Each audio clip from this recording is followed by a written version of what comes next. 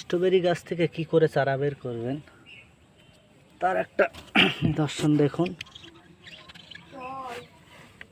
এই যে দেখুন, এই গাছের থেকে এইরকম দেখুন একটা করে বেরোচ্ছে। এই যে এইটা, এই যে দেখুন,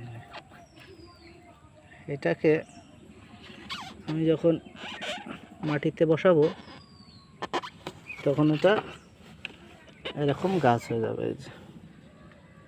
এই যে এতগুলো বের হয়েছে এর থেকে। এই যে এখান থেকে দেখুন আর একটা হয়েছে। এই যে এখান থেকে দুটো গাছ বেরিয়ে আসবে।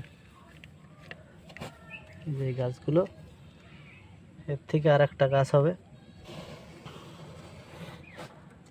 সবগুলোর থেকে। এই যে দেখেন, এগুলো সব আলাদা আলাদা গাছ।